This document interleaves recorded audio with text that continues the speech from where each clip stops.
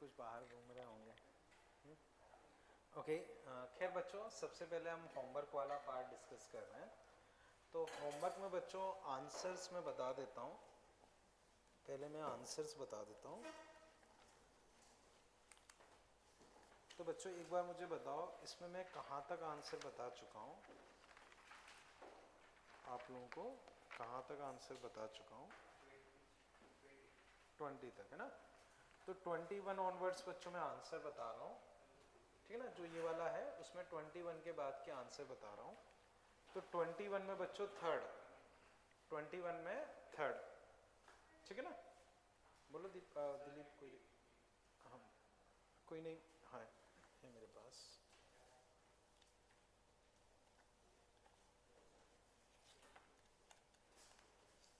ठीक है, ये पास कर लेना, ठीक है? तो बच्चों 21 में थर्ड, 22 में सेकंड, 23 में फोर्थ, 24 में फोर्थ, 25 में फोर्थ, ठीक है? 26 में बच्चों आंसर मैंने लिखा नहीं है, तो क्या आ रहा है वैसे? तो अभी सेकंड मान लो, डाउट होगा तो देख लेंगे। वैसे मैंने ये क्लास में डिस्कस किया था, है ना? तो सेकंड, 27 में सेकंड, 28 में फर्स्ट, 29 में फर्स्ट, 30 में सेकंड, 31 में फर्स्ट, 32 में फर्स्ट, 33 में फर्स्ट, 34 में फोर्थ, 35 में सेकंड, 36 में सेकंड, 37 में फर्स्ट, 38 में फोर, 39 में सेकंड, ठीक है? इधर 40 में फर्स्ट, 41 में फर्स्ट, 42 में फर्स्ट, 43 में फोर्थ, 44 में थर्ड, ठीक है? इसके बाद के तो हमने शायद क्लास में कर लिए थे, है ना? ओके।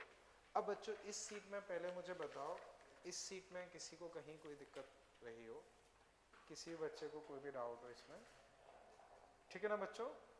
चले आगे, ठीक? ओके। अब बच्चों मैं मॉड्यूल में आ जाता हूँ फिर। मॉड्यूल में ओके। चलो खैर, बाकी किसी ने किया हो, अगर डाउट हो, नहीं किया, चलो फिर मैं आगे टॉपिक डिस्कस कर लेता हूँ, ठीक है? बोलो। चलो फिर बाद में कर लेंगे, कोई नहीं, ठीक है? चलो अब हम आगे टॉपिक डिस्कस कर लेते हैं, देखते हैं। तो बच्चों लास्ट टाइम पे हम पैरेलल सर्किट डिस्कस कर रहे थे, पैरेलल सर्किट। तो पैरेलल सर्किट बच्चों बहुत ज़्यादा, मतलब एक्चुअल में तो सिलेबस में भी नहीं रहते हैं, पर वही है, मेंस एग्जाम में पूछ लेते हैं, तो थोड़ा बहुत पता होना चाहिए। तो उस वजह से थोड़ा बहुत हम पैरेलल सर्किट डिस्कस कर रहे हैं, तो वो बच्चों हम डिस्कस करते हैं। अब बच्चों ये वाला आप देखो एग्जाम्पल, बच्चों आप ये ड्रॉ कर लो, ये 6, ये 8, ये A1, 4, 3, A2, ये A और ये 100 वोल्ट, ठीक है? तो बच्चों तुम्हें क्या करना है, find reading of A1, A2, A, find reading of A1, A2, A, ठीक।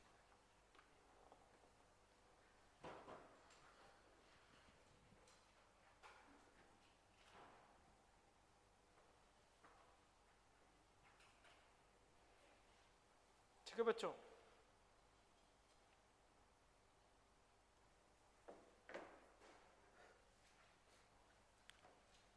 अब बच्चों ट्राई करो, फिर मैं डिस्कस करता हूँ, ठीक? एक बार आप खुद से ट्राई करो, फिर मैं डिस्कस करता हूँ, ठीक?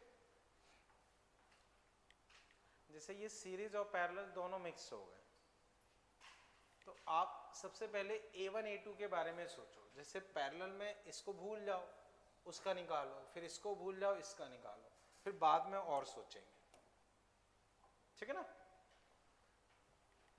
जैसे एक ब्रांच आप भूल जाओ और क्वेश्चन सॉल्व कर लो, फिर उससे भूल के क्वेश्चन सॉल्व कर लो। तो A1, A2 पहले खुद से ट्राई कर लो, फिर बाद में सोचेंगे।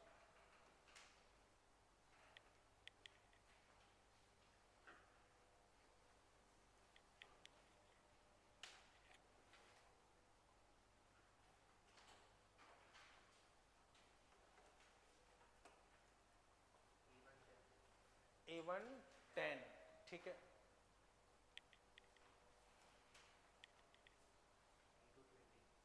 ठीक है, अब ए के बारे में सोचो।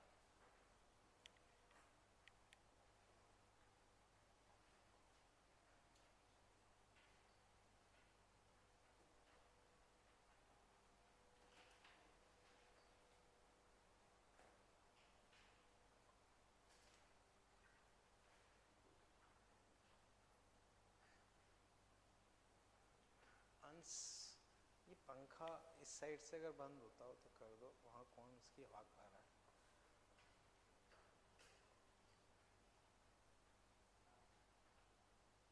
नहीं हुआ, हो गया क्या? कहाँ से? चलो खैर कोई नहीं, फिर बैठ जाओ बैठ जाओ। हाँ सही है। अब ए के बारे में बच्चों सोचो।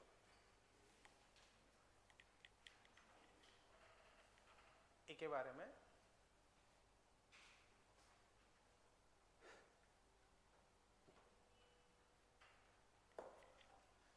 देवराज हो पाया A1 कितना आ रहा है? ठीक है, A2 ठीक। आपका क्या नाम है? रुद्र है ना? कार्तिक, सॉरी कार्तिक, तुम बताओ तुमसे हो पाया? चलो कोई नहीं, देखेंगे।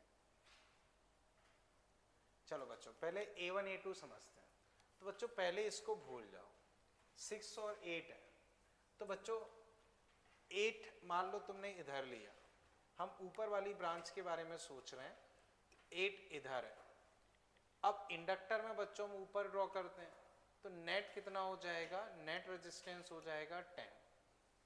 अब बच्चों वोल्टेज 100, ये 10, तो 100/10 करंट कितना फ्लो करेगा इसमें?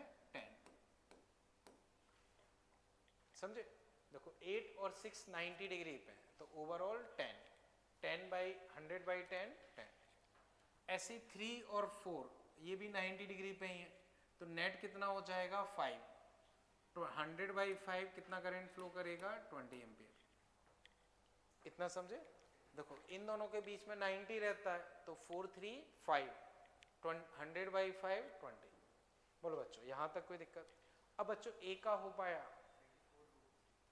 हाँ 24√3, मुझे नहीं पता आपने किया क्या ये बताओ। रिजल्टेंट कैसे निकाला? एंगल कितना लिया दोनों के बीच में? 37 है या 53 आएगा? चलो देखते हैं। देखो इसका देखते हैं पहले, 8 6, तो दिस बाई दिस ये एंगल कितना हुआ? 37। इसका देखोगे तो 4 इसका है, 3 इसका है, तो इसका इधर 5 आएगा लेकिन 53 पे। समझे बच्चों? ये चीज क्लियर है? अब बच्चों ए निकालने का देखते हैं। ए का समझो, वो थोड़ा सा इंपॉर्टेंट है। ये दोनों चीजें तो समझ गए ना बच्चों? अब ए का सोचते हैं।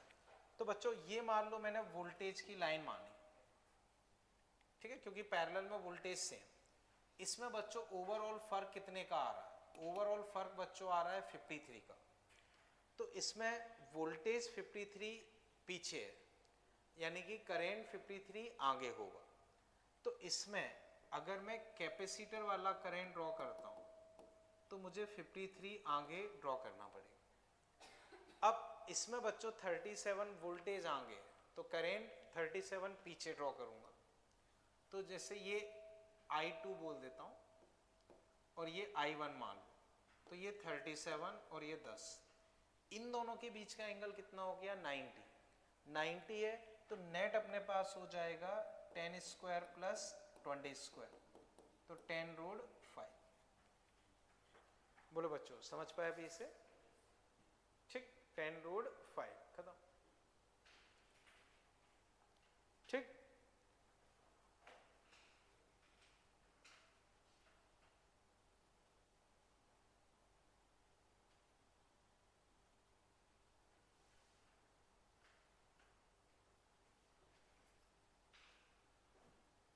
ठीक है बच्चों, इसे फिर मैं हटा देता हूं। ठीक, समझ गए ना बच्चों? देखो इंडिविजुअल निकाल के फिर बस नेट निकाल लिया। अब इसे देखो बच्चों, 6 3 8, अब तुम्हें इसकी रीडिंग बतानी है, सोचो।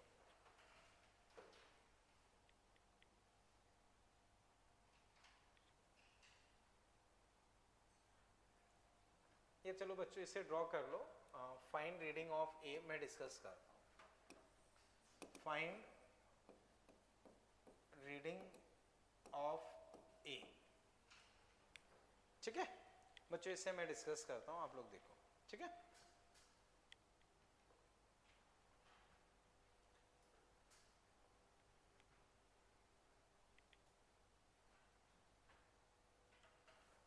बोलो बच्चों, यहां तक क्लियर है? अब बच्चों बताओ, इंडक्टर और कैपेसिटर किस में कनेक्टेड है? पैरेलल में।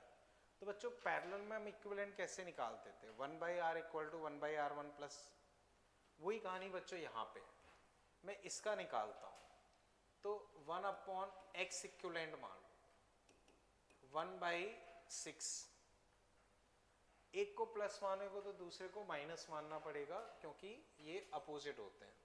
तो एक काम करता हूँ, उसको 3 मान लेता हूँ, ये 1/6। बच्चों एक्चुअल में होता है 1/r1 प्लस 1/r2, समझ गए ना? लेकिन एक को प्लस मानोगे तो दूसरा माइनस। तो अब बच्चों इसको सॉल्व करोगे तो 6 मतलब 1/6, ये समझे? बोलो बच्चों कोई दिक्कत हो? ठीक, तो इसका x इक्विवेलेंट बच्चों कितना आ गया? 6। तो बच्चों इन दोनों का पैरेलल कॉम्बिनेशन कितना आ गया? 6। ये समझ पाए ना बच्चों?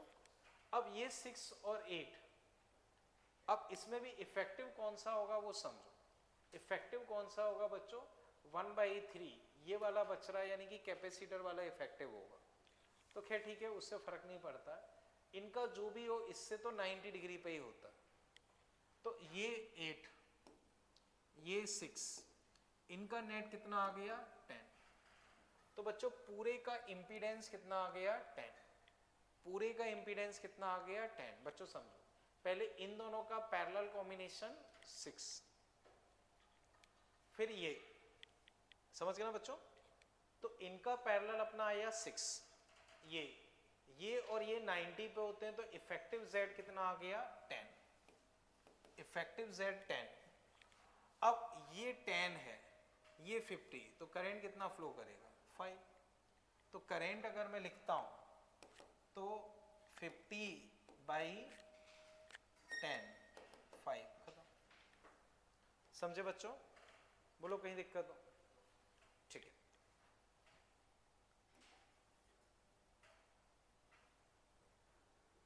बच्चों इसे समझ पाए ना?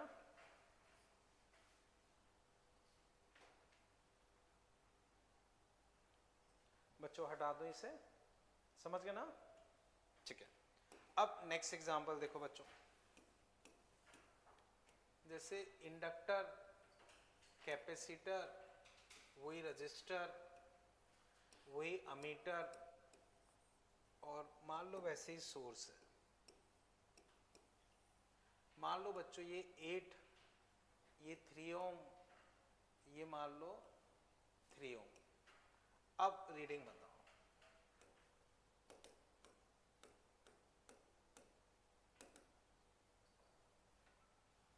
अब खुद से ट्राई करो। वोल्टेज मान लो चलो 100 वोल्ट।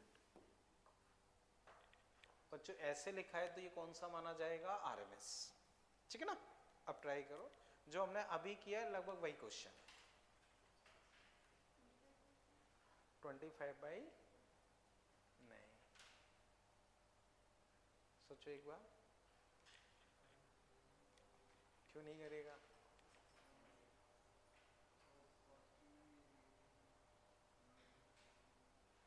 सोचो, देखते हैं भाई,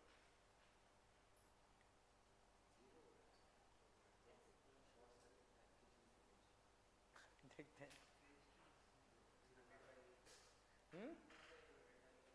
नहीं, चलो देखते हैं, समझो बच्चों, पहले इन दोनों का निकालते हैं।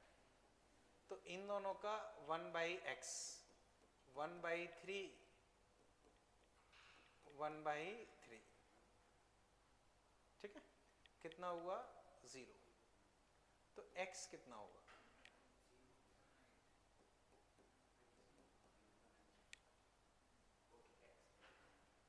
समझे बच्चों? ये 3 वो -3 दोनों कट गए 0, तो 1/x हो गया 0, 1/x 0 हो गया, तो x कितना होगा? इनफाइनाइट। तो बच्चों इनफाइनाइट और कुछ मिला के क्या होगा? इनफाइनाइट। तो अब करेंट अगर हम लिखेंगे तो 100 अपॉन इनफाइनाइट प्लस 8 मान लो, या मतलब नहीं है वो 0। समझे बच्चों? करंट अब कितना हो जाएगा? 0। ऐसे रटना नहीं, पिछले में तो कर रहा था। हाँ, हालांकि रेजोनेंस, हाँ ये चीज मैं समझाना चाह रहा था, वो समझो। जैसे बच्चों इसमें भी हम बोलते हैं रेजोनेंस कंडीशन। रेजोनेंस कंडीशन, तो रेजोनेंस कंडीशन का मतलब होता है कि ये दोनों बराबर हो जाए। वहां पे रेजोनेंस कब होता था? XL equal to XC। यहाँ पे भी हम रेजोनेंस कब मानते हैं? जब XL इक्वल टू XC हो। क्लियर है? बोलो बच्चों, कोई दिक्कत हो? समझ गए नहीं? अभी बच्चों हटा दूं इसे, कोई दिक्कत? ओके, इसे हटा रहा हूं बच्चों, ठीक है। तो बस रेजोनेंस कंडीशन बच्चों चाहो तो बस लिख सकते हो, वही XL इक्वल टू XC यहाँ पे भी रहती है। यहाँ पे भी रेजोनेंस कंडीशन क्या रहती है? XL equal to XC। ठीक, क्लियर है बच्चों? ओके, अब बच्चों AC में जो हम डिस्कस कर रहे थे, मतलब खासकर सर्किट वर्किट वो कर लिया, इतना ही है, ठीक है। अब हम इसमें जो बाकी टॉपिक्स हैं वो फिर हम डिस्कस कर रहे हैं, ठीक है ना। सीरीज LCR वगैरह हमने कर लिया, पैरेलल में भी हमने ठीक ठीक क्वेश्चन कर लिए। अब हम आगे के टॉपिक्स फिर डिस्कस कर रहे हैं। तो बच्चों अब जो हम टॉपिक डिस्कस कर रहे हैं वो है ट्रांसफॉर्मर। क्या है? ट्रांसफॉर्मर। तो बच्चों ये होता है अपना ट्रांसफॉर्मर। तो बच्चों नहीं, इसी में है, AC में ही है, लेकिन टॉपिक है। तो बच्चों इसमें ये डायग्राम भले ही मत बनाओ, आगे मैं दूसरा बता दूंगा, वो शायद आसान लगे तो वो बना लेना, वरना ये भी बना सकते हो, पर अभी समझते हैं। देखो ट्रांसफॉर्मर बच्चों क्या रहता है, जैसे अभी तो मैं नहीं लाया, पर नॉर्मली ठीक है ना, वैसे वो मेरे पास तो है पर वो ला नहीं पाया, खैर छोड़ो। कोई भी चार्जर ले लो, उसको तोड़ के देखना खराब हो तो, ठीक, तो समझो कोई भी चार्जर वगैरह खराब हो गया हो तो उसको तोड़ के देखोगे, उसमें एक छोटा सा ट्रांसफॉर्मर होता है, ठीक है ना। इवन मान लो काफ़ी हद तक इक्विपमेंट्स में रहता है, जैसे कोई चार्जर हो, या मान लो यहाँ इन्वर्टर का चार्जर है उसमें ट्रांसफॉर्मर होता है। जैसे ये स्टेबलाइजर यहाँ कहीं लगा है, यहाँ नहीं लगा, उस वाले रूम में लगा था, तो इस स्टेबलाइजर में भी ट्रांसफॉर्मर होता है। तो लगभग लगभग बहुत सारी चीज़ों में ट्रांसफॉर्मर होता है। अब इस ट्रांसफॉर्मर में होता क्या है, जैसे इस तरह का शेप बनाया जाता है, लेकिन शेप को कैसे बनाते हैं? जैसे लोहे की आपने पतली पतली प्लेट्स ऐसे काट ली, लोहे की इस शेप की पतली पतली प्लेट्स काट ली, और इनको एक के ऊपर एक के ऊपर एक रख दिया, तो बिल्कुल सामने से देखोगे तो एक के ऊपर एक के ऊपर एक रख दोगे तो इस तरह से दिखेगा। इसमें थोड़ा दिखाने के लिए उन्होंने ऐसे दिखा दिया, ठीक है ना, लेकिन प्रॉपर सामने से देखोगे तो इस तरह से बनेगा। समझ गए? अब इसमें हम क्या यूज करते हैं? सॉफ्ट आयरन कोर यूज करते हैं। तो आयरन कोर, उसमें भी हम सॉफ्ट आयरन कोर यूज करते हैं। और जो ये सीट्स होती हैं, जैसे मान लो ऐसे पतली पतली प्लेट्स आपने ली, इनको वार्निश कर देते हैं या लेमिनेटेड कर देते हैं। नॉर्मली वार्निश कर देते हैं, तो इससे ये एक दूसरे से इंसुलेटेड हो जाती है। उसको हम इस तरह से इकट्ठा करके फिर इसका कोर बनाते हैं। तो ये जो चीज़ है वो क्या है? ट्रांसफॉर्मर का कोर। अब ट्रांसफॉर्मर को हम केवल AC के साथ ही यूज कर सकते हैं, DC के साथ यूज नहीं कर सकते, ठीक है ना। क्यों नहीं कर सकते? उसके पीछे रीजन होता है, इसका बेसिक प्रिंसिपल होता है म्यूचुअल इंडक्शन। क्या होता है? Mutual induction. तो बच्चों इसमें ये लोहे का कोर है, सॉफ्ट आयरन कोर है, हम यहाँ AC लगाते हैं, ये किसका सिंबल है? AC का। तो होता क्या है, इस ये जिसमें हम इनपुट लगाते हैं उसको हम बोलते हैं प्राइमरी कॉइल। उसको हम क्या बोलते हैं? Primary coil. जहां से हम आउटपुट लेते हैं उसको हम बोलते हैं सेकेंडरी कॉइल।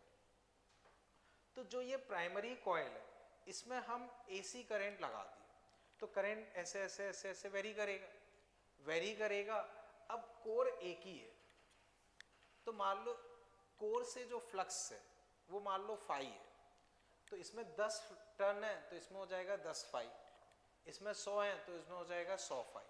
तो अब कंक्लूजन समझो, इस कॉइल में करंट फ्लो कर रहा है, करंट को हम चेंज कर रहे हैं, तो पास वाली कॉइल में ईएमएफ इंड्यूस हो जाएगा। ये किस में पढ़ते हैं हम? म्यूचुअल इंडक्शन में। तो ट्रांसफार्मर का प्रिंसिपल क्या होता है? Mutual induction. ट्रांसफार्मर का प्रिंसिपल क्या होता है? Mutual induction. अब अगर हम यहाँ डीसी लगा देंगे तो डीसी में तो फिक्स करंट फ्लो करेगा, चेंज तो करेगा ही नहीं, चेंज नहीं करेगा तो फ्लक्स चेंज नहीं होगा, फ्लक्स चेंज नहीं होगा तो कोई ईएमएफ डेवलप नहीं होगा। तो डीसी के केस में आउटपुट क्या मिलेगा? जीरो। तो हम इसको एसी के साथ ही यूज कर सकते हैं। क्लियर? अब इस ट्रांसफार्मर का यूज क्या होता है? यूज तो वो समझते हैं बच्चों। जैसे अगर हम चार्जर के रिस्पेक्ट में देखें तो बच्चों, मैंने शायद क्लास में कई बार डिस्कस किया होगा, जो मोबाइल में बैटरी होती है वो लगभग कितने वोल्ट की होती है?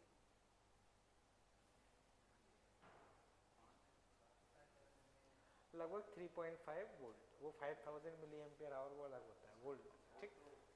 3.5 वोल्ट लगभग 3.5 वोल्ट। और घरों में जो सप्लाई आती है वो, तो तुम 220 से 3.5 डायरेक्ट चार्ज नहीं कर सकते, 220 से 3.5 डायरेक्ट चार्ज नहीं कर सकते। तो वो जो चार्जर होता है वो क्या करता है? 220 को पहले 3.5 या 4 वोल्ट में कन्वर्ट कर देगा। अब उसमें फिर हम कुछ और चीजें लगा के उसे डीसी में कन्वर्ट करते हैं। कुछ और चीजें क्या लगाते हैं वो बिल्कुल लास्ट चैप्टर सेमीकंडक्टर में पढ़ते हैं, क्योंकि एसी से तुम बैटरी चार्ज नहीं कर सकते। तो पहले हम 220 को किस में कन्वर्ट कर दिए? 4 में। अब उसमें हम कुछ और इक्विपमेंट लगाते हैं, डायोड वगैरह, वो फिर डीसी में कन्वर्ट हो जाता है। डीसी में कन्वर्ट होने के बाद हम चार्ज करते हैं। तो कुल मिला के उसने किया क्या? ज्यादा वोल्टेज को कम वोल्टेज में कन्वर्ट कर दिया। जो ज्यादा वोल्टेज को कम वोल्टेज में कन्वर्ट करता है उसको हम बोलते हैं स्टेप डाउन ट्रांसफार्मर। उसको हम क्या बोलते हैं? Step down transformer. क्लियर है?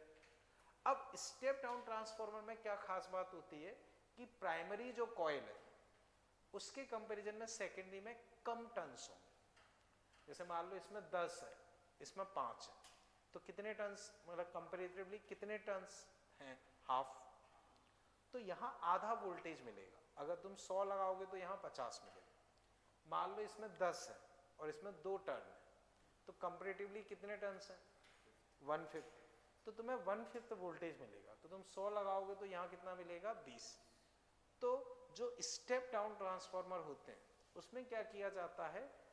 सेकेंडरी में कम टर्न्स रखे जाएंगे, प्राइमरी में ज्यादा टर्न्स। ये चीज क्लियर है? ठीक है, ये हो गया स्टेप डाउन। अब हमें कई बार जरूरत वोल्टेज बढ़ाने की भी होती है।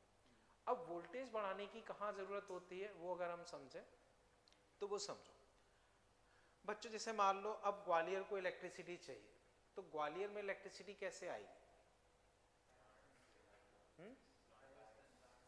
प्लांट से आएगी, पर चल के आएगी, बस में आएगी, ट्रेन में आएगी, वायर से आएगी, ठीक है ना? ट्रकों में तो आएगी नहीं। तो वो कैसे आएगी? वायर्स में आएगी। अब वायर से इलेक्ट्रिसिटी आ रही है तो ग्वालियर को काफी सारी इलेक्ट्रिसिटी चाहिए। अब वायर से अगर तुम बहुत ज्यादा करंट भेजोगे तो I²R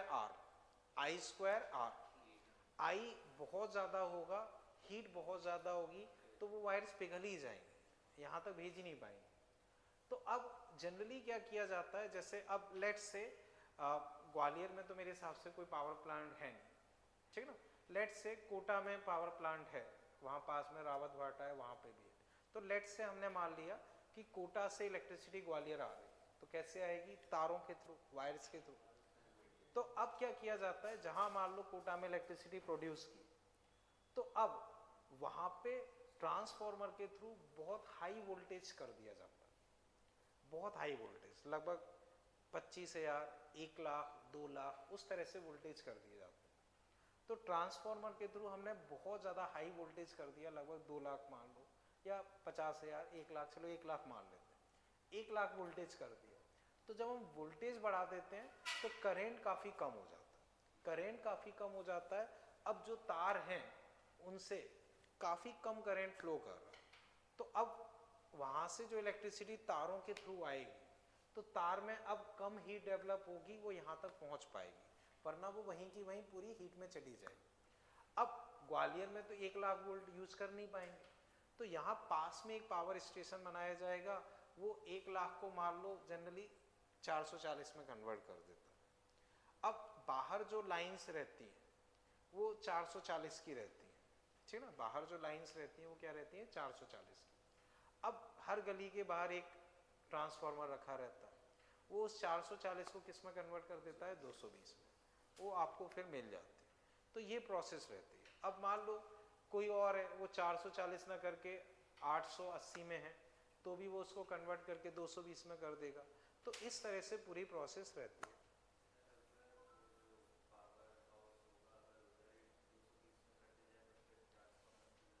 देखो उसमें दिक्कत ये होगी कि अगर हम 220 पे भेजेंगे तो हमें बहुत हाई करंट भेजना पड़ेगा। अभी जस्ट थोड़ा सा टॉपिक और चलेगा तब मैं बताऊंगा। अगर डायरेक्ट 220 से हम वहां से प्रोड्यूस करके भेजेंगे तो पावर इक्वल टू वी आई। हाँ, अगर तुम्हें वोल्टेज कम रख रहे हो तो तुम्हें ज़्यादा करंट भेजना पड़ेगा। अब ज़्यादा करंट भेजोगे तो I²R हीट ज़्यादा डेवलप होगी, तो उसी वजह से उसको बहुत हाई वोल्टेज में करके करंट कम कर दिया जाता है। तो कम करंट फ्लो कर गया है तो तारों में उतनी हीट डेवलप नहीं होगी। समझ गए? क्लियर है? तो ये बेसिकली ट्रांसफार्मर में होता है, ठीक है। अब बच्चों हम इसमें चीज़ें देखते हैं। तो एक रफ डायग्राम बनाना चाहो तो बच्चों इस तरह से बना सकते हो। तो बच्चों अब इससे नोट कर लो, अगर पुराना वाला किसी ने नोट कर लिया तो उसमें मॉडिफिकेशन कर सकता है। ये आयरन कोर, ठीक है ना, और कोर अपना कैसा रहता है, वही लैमिनेटेड शीट्स यूज करते हैं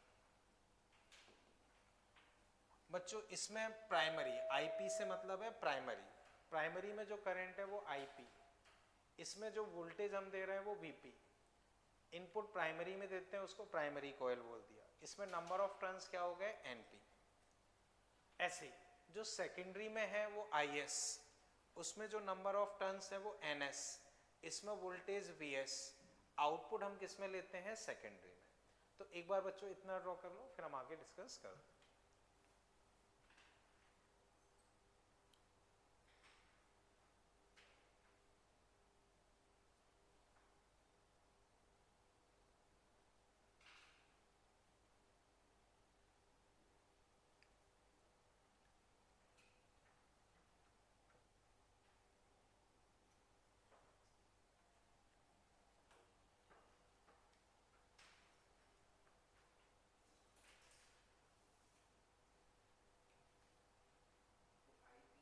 आईपी, आईपी का मतलब प्राइमरी करंट। वीपी से मतलब वो मैं आगे लिखवाऊंगा अभी, पर अभी तो सिंबॉलिकली लिख दिया है, आगे फिर वो प्रॉपर लिखवा दूंगा।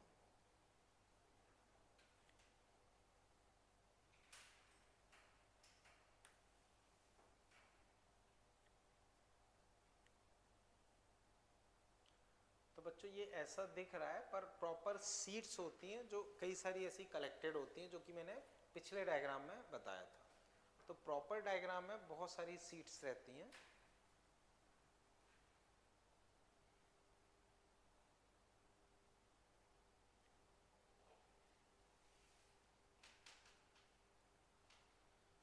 तो जैसे बच्चों एक क्वेश्चन ये भी रहता है कि भाई हम एसी सप्लाई ही घरों में यूज क्यों करते हैं, डीसी क्यों यूज नहीं करते। तो उसके पीछे भी कहीं ना कहीं यही कारण रहता है कि हम प्लांट में चाहे तो डीसी करंट बना सकते हैं, डीसी जनरेटर से डीसी करंट बन जाएगा।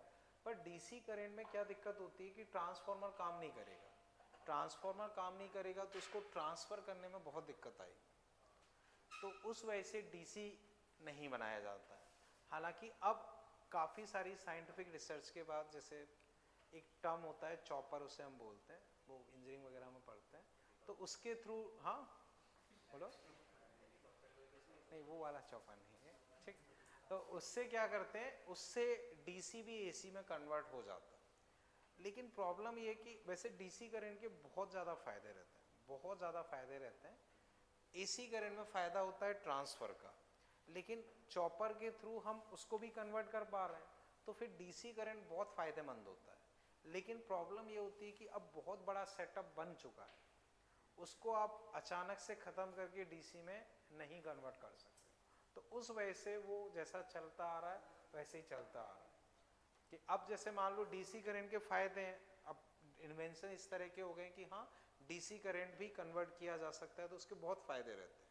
लेकिन प्रॉब्लम ये कि बहुत बड़ा सेटअप, बहुत सारे इक्विपमेंट सब उसी के हिसाब से बने हुए हैं, वो सब फिर बेकार हो जाएगा, तो फिर जैसा चल रहा है वैसा ही चलता आ रहा है। समझ गए बच्चों? यहाँ तक कोई दिक्कत?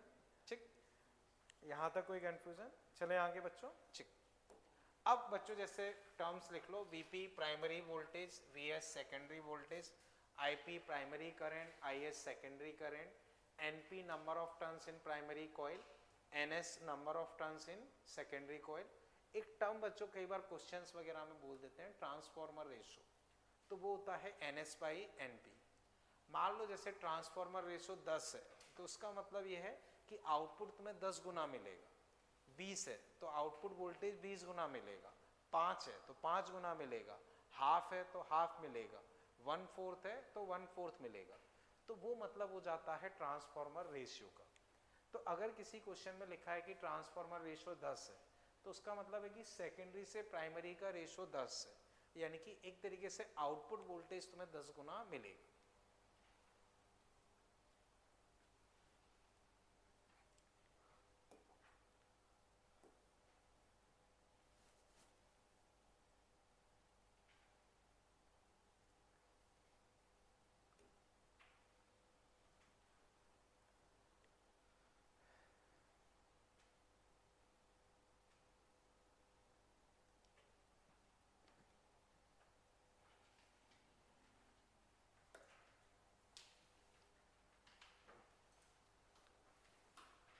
कर लिया बच्चों? कर लो।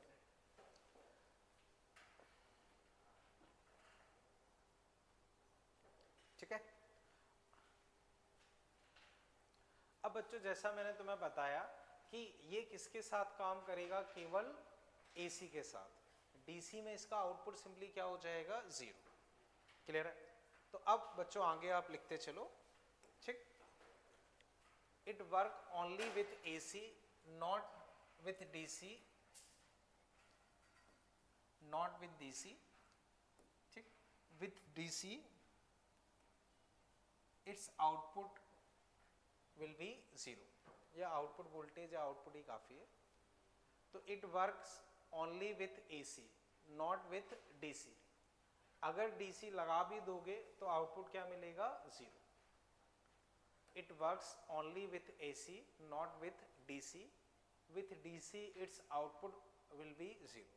अब बच्चों इसमें कई बार सिली मिस्टेक होने के चांसेस होते हैं, क्योंकि क्वेश्चन में लिखा होता है सप्लाई वोल्टेज इज 200, आपको रेशो वेशो सब दे दिया, आपने फॉर्मूला लगा दिया, आंसर निकाल दिया, क्योंकि आपको नंबर ऑफ टर्न्स वगैरह दिए, आपने आंसर निकाल दिया। तो उस समय हमने ध्यान से नहीं पढ़ा कि भाई एसी लिखा है या डीसी। तो अगर वो डीसी लिखा है तो आपका आउटपुट सीधा 0 ही हो जाएगा, फिर उसमें बाकी कैलकुलेशन का कोई मतलब नहीं है। समझ गए बच्चों? तो यहाँ थोड़ा सा कभी कभी सिली मिस्टेक होने का चांस रहता है। ठीक, क्योंकि हमें अधिकतर क्वेश्चंस वैसे ही मिलते हैं, तो हमारी अप्रोच सेट हो जाती है कि रेशो वेशो निकाल के आंसर निकाल दो। बाद में पता चला कि भाई उसमें डीसी है, तो रिजल्ट क्या होगा, 0। ठीक है, अब बच्चों जैसा मैंने बताया कि ये म्यूचुअल इंडक्शन पे वर्क करता है। ठीक है, और बच्चों इसमें जो हम इनपुट फ्रिक्वेंसी लगाएंगे, 50 से चेंज हो रहा है तो वहाँ भी 50 से चेंज होगा, तो फ्रिक्वेंसी सेम रहेगी, फ्रिक्वेंसी पर फर्क नहीं पड़ेगा। तो अब बच्चों बाकी पॉइंट्स फिर आप लिख लो। It is a device which convert low voltage into high voltage and high voltage into low voltage. तो हम इससे हाई को लो या लो को हाई में कन्वर्ट कर सकते हैं, हाई को लो या लो को हाई में कन्वर्ट कर सकते हैं। प्रिंसिपल इसका क्या होता है, म्यूचुअल इंडक्शन का। किस पे बेस्ड होता है, म्यूचुअल इंडक्शन पे बेस्ड होता है। स्टेप अप, स्टेप अप क्या करेगा, लो को हाई में कन्वर्ट करेगा, लो को किस में कन्वर्ट करेगा, हाई में। स्टेप अप में सेकेंडरी में टर्न्स प्राइमरी से ज्यादा होंगे और आउटपुट वोल्टेज भी प्राइमरी से ज्यादा होगा। स्टेप डाउन, उसमें क्या होगा, आउटपुट वोल्टेज कम होगा इनपुट से, तो टर्न्स भी सेकेंडरी में कम होंगे और वोल्टेज भी कम होगा। फ्रीक्वेंसी बच्चों इनपुट और आउटपुट की सेम होगी, फ्रीक्वेंसी जो होगी वो इनपुट और आउटपुट की सेम होगी। ठीक है ना बच्चों, कर लो इतना फिर।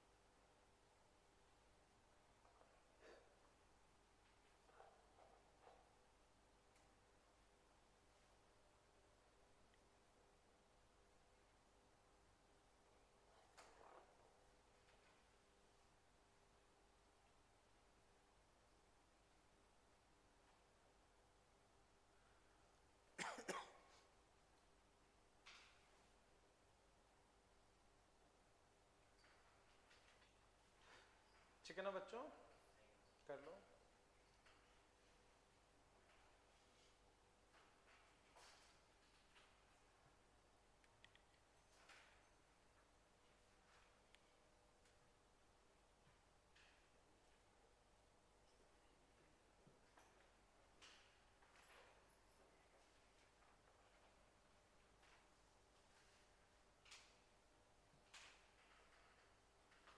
कर लिया सुमित? बड़ी स्लो।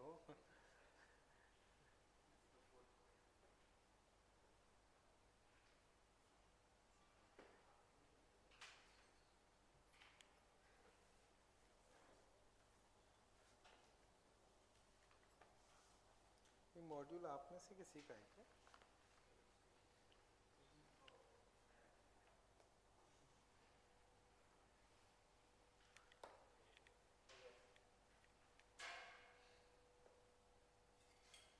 कर लिया सुमित?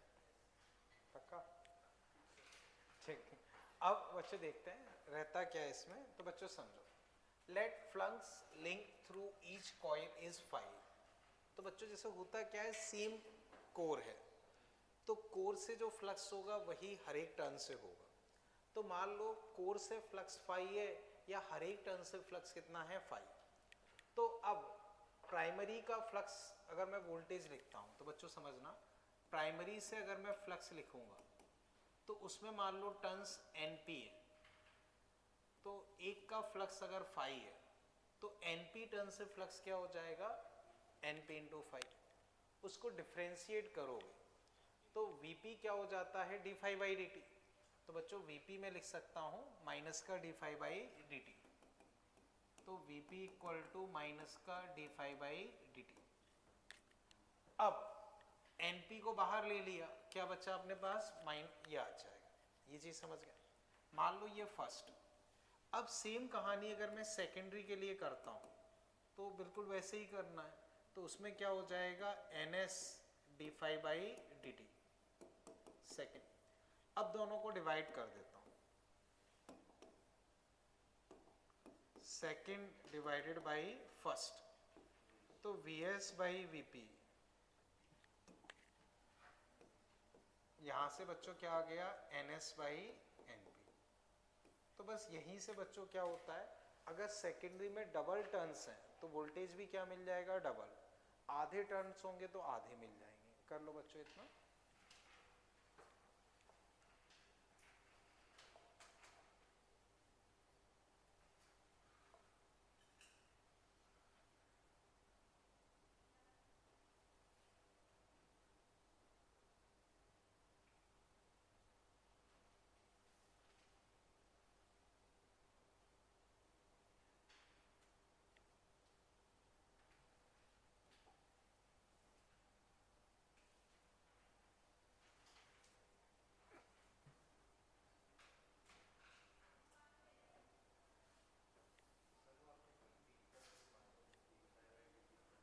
ये कैसे लिखा है ना, याद करो फैराडे लॉ, ईएमएफ क्या होता है, माइनस का d5/dt। तो अगर मुझे Vp लिखना है तो वो क्या होगा, इसका डिफरेंशिएशन। तो अब इसको अगर मैं डिफरेंशिएट करता हूं तो NP तो बाहर आ गए, माइनस वैसा का वैसा d5/dt। समझ गए ना? सेम कहानी हम सेकेंडरी के साथ करेंगे तो भी यही आ जाएगा। अब दोनों को डिवाइड कर दो तो ये आ गया। यहां तक बच्चों क्लियर है? तो यहां से हमें पता चल जाता है कि अगर हम सेकेंडरी में टर्न्स ज्यादा रखेंगे तो सेकेंडरी का वोल्टेज बढ़ जाएगा, सेकेंडरी में कम रखेंगे तो उसका वोल्टेज कम हो जाएगा। इतना क्लियर है बच्चों? ठीक है, कर लो।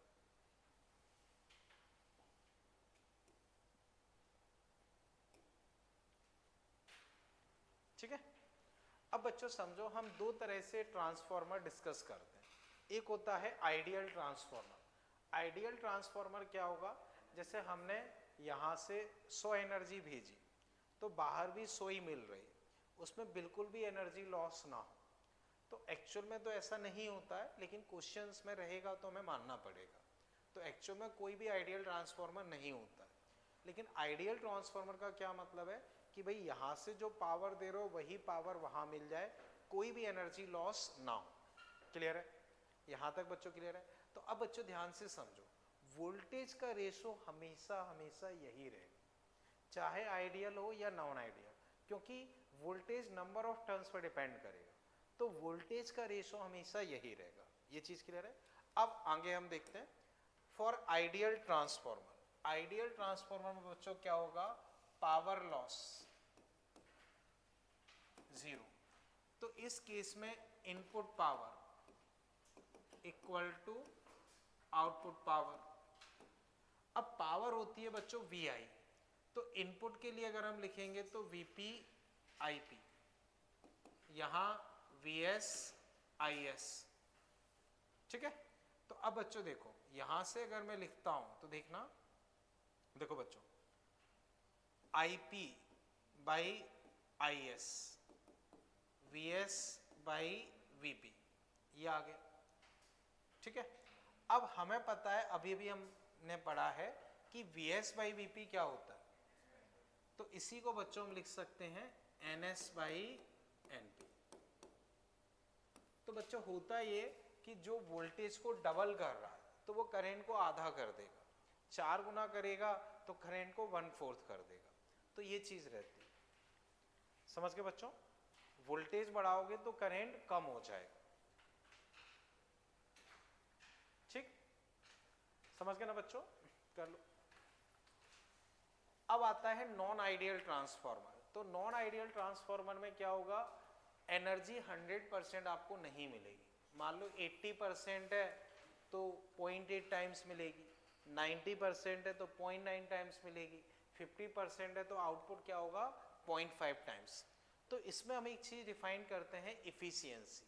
इफिशियंसी क्या होती है, output power upon input power, output power upon input power. तो बच्चों इतना कर लिया। अब नेक्स्ट बच्चों लिख लो, for non ideal transformer let efficiency is eta. Efficiency क्या है, ईटा। तो ईटा बच्चों अपने पास होता है P out upon P in. तो P आउट बच्चों क्या हो गया, ईटा टाइम्स P इन। अब वही कहानी बच्चों, P आउट लिखोगे तो VS IS, ये VP IP। अब VS by VP, IP by IS, eta times, और VS बाई VP हमेशा अपना वो रहेगा ही रहेगा, तो NS बाई NP। समझ के बच्चों? देखो ईटा क्या होता है, इफिशियंसी। इफिशियंसी का मतलब आउटपुट अपॉन इनपुट, तो आउटपुट हो गया ईटा टाइम्स P इनपुट। अब output VS into IS, input VP into IP, power VI। तो यहां से VS बाई VP मैंने लिखा तो IP by IS eta times. अब VS बाई VP को ही मैं NS बाई NP भी लिख ही सकता हूं, बस खत्म। बोलो बच्चों यहां तक कोई दिक्कत हो? ठीक है, कर लो इतना फिर, ठीक है। अब बच्चों हम ट्रांसफार्मर में जो ये नॉन आइडियल ट्रांसफार्मर होता है उसमें कई वजह से लॉस होते हैं। अब लॉस किस किस वजह से होते हैं वो हम डिस्कस करने वाले हैं। बोलो बच्चों यहां तक कोई भी दिक्कत? ठीक है। तो बच्चों न्यूमेरिकल पॉइंट ऑफ व्यू से देखो तो बस ये एक फॉर्मूला इंपॉर्टेंट है, अगर आइडियल हो तो ईटा को 1 रख दो, आइडियल हो तो ईटा को 1 रख दो, बस उससे अपने क्वेश्चन सॉल्व हो जाते हैं। पर थ्योरेटिकल पॉइंट ऑफ व्यू से हम बाकी चीजें डिस्कस कर रहे हैं, ठीक है। तो पहला लॉस होता है बच्चों कॉपर लॉस। कॉपर लॉस क्या होता है, रेजिस्टेंस। जैसे ट्रांसफार्मर में क्या होता है, अगर किसी ने कभी ट्रांसफार्मर खुला हुआ देखा हो तो उसमें भी वायर की वाइंडिंग होती है। अब वायर क्या है, कॉपर से या एल्यूमिनियम किसी से बनाओगे तो उसका कुछ रेजिस्टेंस होगा, उस रेजिस्टेंस के थ्रू करंट फ्लो कर रहा है तो उसमें हीट डेवलप होगी। तो बच्चों कभी देखा हो ट्रांसफार्मर वगैरह गर्म हो जाते हैं क्योंकि करंट फ्लो कर रहा है। अब उसे कम करने के लिए क्या कर सकते हैं, कम करने के लिए या तो कॉपर अच्छी क्वालिटी का यूज कर लो, और उसमें भी मान लो आप थिक वायर यूज कर सकते हो, थिक वायर, क्योंकि थिक वायर का रेजिस्टेंस क्या होता है, कम होता है। समझ गए बच्चों? तो अब बच्चों आगे आप लिख लो different types of energy losses in transformer. तो इसमें पहला फ्लक्स लॉस लिखा है, तो चलो पहले ये लिख लो, मैं फ्लक्स लॉस भी समझा देता हूँ, ठीक। Different types of energy losses in transformer. हाँ बोलो बच्चों, कुछ पूछ रहे हो? हाँ होता है वो भी होता है। देखो उसका क्या रहता है, वो फिलहाल अपने यूज का नहीं है, ठीक है ना, वो सही बोल रहे हो, उसके अंदर ऑयल भी भरा जाता है, ठीक है ना। तो जो खासकर बड़े ट्रांसफार्मर होते हैं ना, उनमें भरा जाता है। जो नॉर्मल चार्जर वार्जर वाले ट्रांसफार्मर होते हैं उनमें ऑयल नहीं रहता, ठीक है। अब फ्लक्स लॉस बच्चों क्या होता है वो मैं समझाता हूँ। देखो फ्लक्स लॉस बच्चों ये होता है कि जैसे आपने एक कॉइल यहां बनाई, दूसरी कॉइल यहां बनाई, तो ये इससे थोड़ी डिस्टेंस पे है, तो इससे जो फ्लक्स चेंज हो रहा है वो 100% इससे एसोसिएट नहीं हो पा रहा, तो इस चीज को हम बोलते हैं फ्लक्स लॉस। अब इससे कम करने के लिए क्या किया जाता है, तो बच्चों अगर कोई भी ट्रांसफार्मर आप खोल के देखते हो तो आजकल देखोगे तो उसमें ये पैटर्न रहता है, ठीक है बच्चों। एक बार मैं ट्राई करता हूँ डायग्राम बनाने का, फिर आपको बनवाता हूँ। नहीं नहीं ऐसे दिख रहा है ये ना, ठीक है। समझो बच्चों, ये इस तरह की पट्टियां बनाई जाती, जैसे जो कोर होता है वो ऐसा काटा जाता है।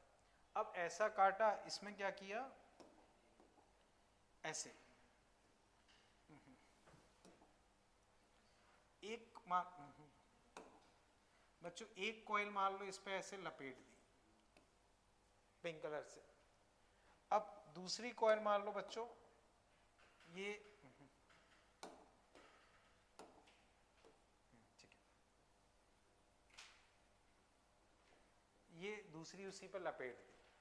तो बच्चों जनरली अब अगर आप कोई ट्रांसफार्मर खोल के देखोगे तो अधिकतर ट्रांसफार्मर में ये पैटर्न रहता है कि इस शेप में मान लो लोहे की पट्टियां काट ली, बीच में ऐसे गैप क्रिएट हो गया, तो अब जो ये दो गैप्स हैं उन पे ऐसे एक मान लो ये प्राइमरी कॉइल हो गई, ये सेकेंडरी हो गई। तो इससे क्या है, हमने एक के ऊपर एक लपेट दी। एक के ऊपर एक लपेटने से क्या फायदा है, जो याद करो मैंने कपलिंग फैक्टर बताया था म्यूचुअल इंडक्शन में, तो जब हम एक के ऊपर एक लपेट देंगे तो कपलिंग फैक्टर लगभग 1 हो जाता है। कपलिंग फैक्टर लगभग 1 हो जाता है तो एक से जो फ्लक्स लिंक होगा वो लगभग दूसरे से एसोसिएट हो जाता है, ये इसका फायदा रहता है। तो बच्चों एक बार इतना कंप्लीट कर लो, फिर हम आगे डिस्कस करते हैं। 100% flux of primary coil not associate with secondary coil. To reduce this loss, we wound secondary coil on primary coil. इसको कम करने के लिए हम क्या करेंगे, सेकेंडरी कॉइल को प्राइमरी कॉइल पे ही लपेट देंगे। हाँ बोलो विघ्नेश, कुछ कह रहे हो? डायग्राम देखो मैं बताता हूँ, ऐसे पहले ये बनाओ, फिर ये, फिर इसमें से कलर भर दो, ठीक है। अब इस पर फिर ऐसे वायर लपेट दो, ठीक। पहले इस तरह का एक शेप बना लो, फिर उस पर वायर लपेट दो।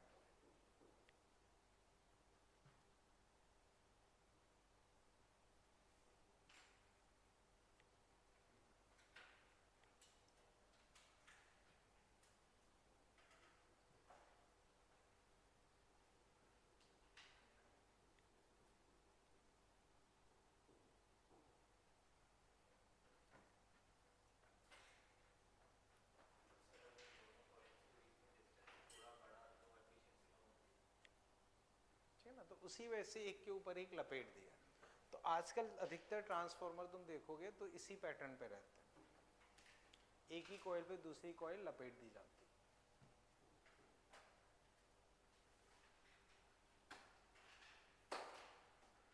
ठीक है।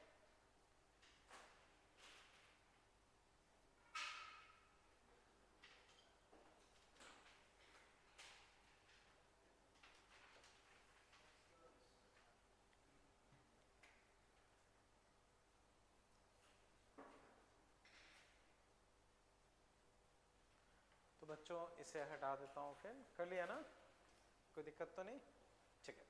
अब सेकंड मेरे हिसाब से कॉपर लॉस हो जाना चाहिए। हाँ कॉपर लॉस और लॉस ड्यू टू रेजिस्टेंस। तो इसमें क्या होता है बच्चों, मैंने बताया due to resistance of coil, coil का जो वायर होता है उसकी वजह से, due to resistance of coil heat develop in coil. To reduce this loss we use thick wire. इसके लिए हम क्या करते हैं, थिक वायर यूज करते हैं। कॉपर लॉस या लॉस ड्यू टू रेजिस्टेंस, ठीक है, कर लो बच्चों।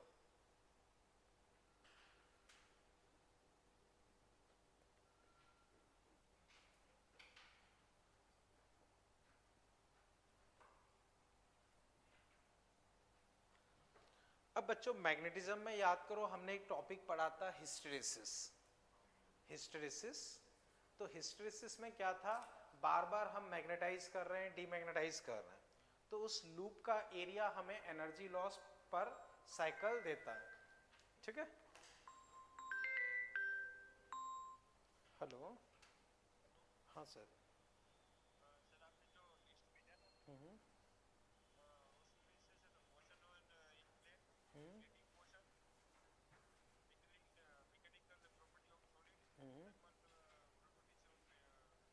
हम्म हम्म। अच्छा चलो मैं, अच्छा अच्छा अच्छा चलो मैं एक बार बाद में बात करता हूँ, मैं कहीं क्लास में बिजी था, ठीक। नहीं मैं अभी बाद में बात करता हूँ, हैं एक बार, ठीक। ओके ठीक। ओके बच्चों, डिस्कस करते हैं। तो इतना कंप्लीट कर लिया, हाँ। तो बच्चों मैं हिस्टेरेसिस के बारे में बता रहा था। तो हिस्टेरेसिस के बारे में क्या था, हिस्टेरेसिस के बारे में बच्चों ये था कि हम उसका एरिया क्या देता है, energy loss per unit volume per unit cycle. तो जितना ज़्यादा एरिया होगा उतना ज़्यादा एनर्जी लॉस होगा। तो यहाँ भी बच्चों क्या हो रहा है, करेंट फ्लो कर रहा है तो वो मैग्नेटाइज हो रहा है, फिर डीमैग्नेटाइज हो रहा है, यही चल रहा है। तो ज़्यादा एरिया होगा तो ज़्यादा लॉस होगा। तो वहाँ पे मैंने बताया था कि सॉफ्ट आयरन जो होता है उसका हिस्टेरेसिस लूप का एरिया कम होता है। तो इसी वजह से मैंने स्टार्टिंग में बताया था कि हम जनरली क्या करते हैं, सॉफ्ट आयरन यूज करते हैं। तो आगे बच्चों फिर इसमें लिख लो hysteresis loss. This loss is due to periodic magnetization and demagnetization. This loss is due to periodic magnetization and demagnetization. To reduce this loss, we use soft iron core. इस लॉस को कम करने के लिए हम क्या करते हैं, सॉफ्ट आयरन कोर यूज कर लेते हैं।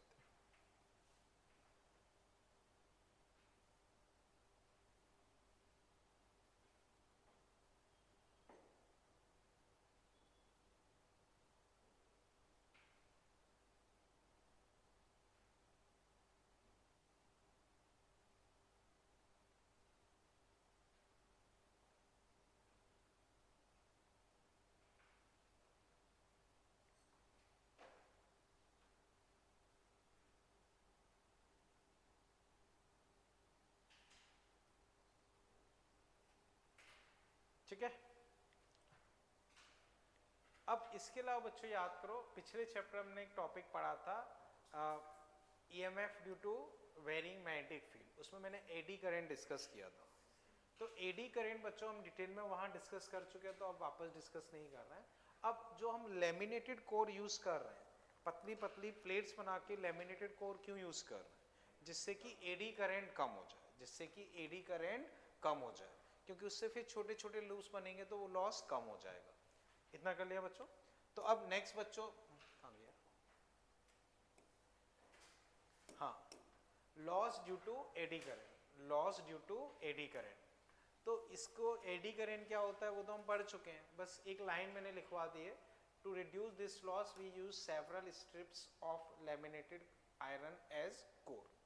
तो हम एक सिंगल सॉलिड ब्लॉक यूज करने की जगह पतली पतली बहुत सारी स्ट्रिप्स ले लेते हैं, उसको हम कोर की तरह से यूज कर लेते हैं।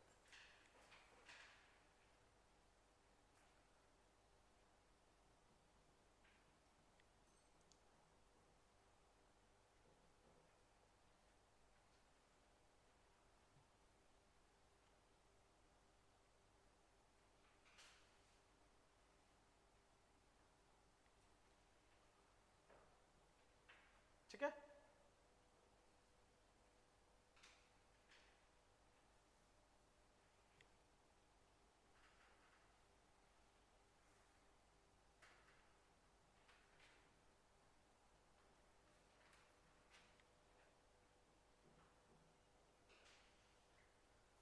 ठीक है, अब बच्चों समझो, एक बार स्टार्टिंग से मैं बता रहा हूं, समझो बच्चों।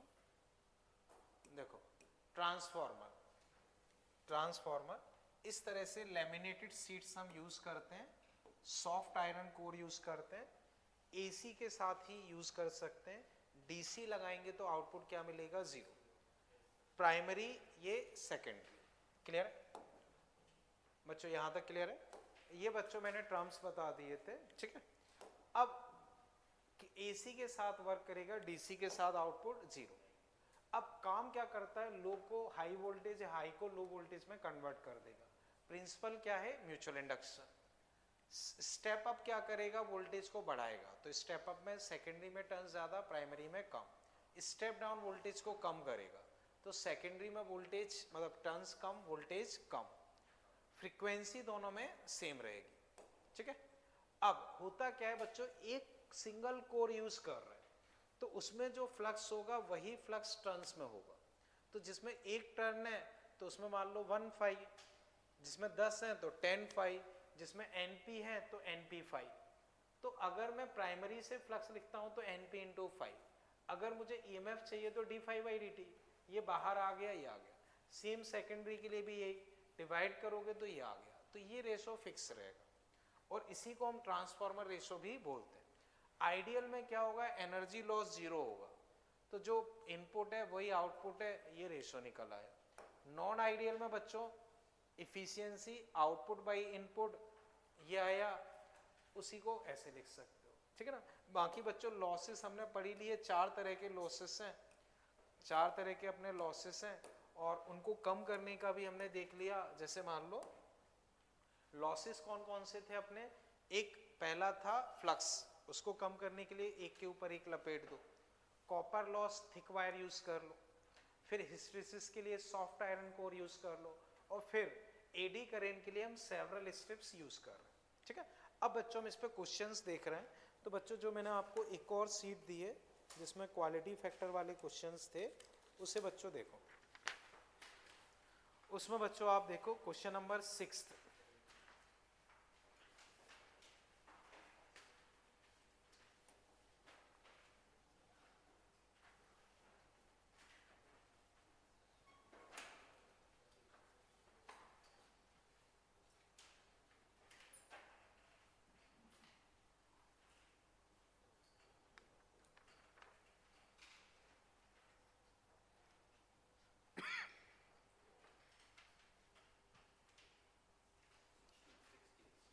कितना आएगा बच्चों, आंसर जीरो, ठीक है ना। 6 वोल्ट बैटरी, ठीक है ना, तो 6 वोल्ट बैटरी से कनेक्ट करोगे तो आउटपुट, अच्छा ये चाहिए, अच्छा मुझे लगा आपको ये वाली चाहिए, खैर कोई नहीं, ये देखो, अच्छा अच्छा ठीक है, ठीक है ना। तो बच्चों इसमें आउटपुट क्या आ जाएगा, जीरो, ठीक है ना। 7th देखो बच्चों,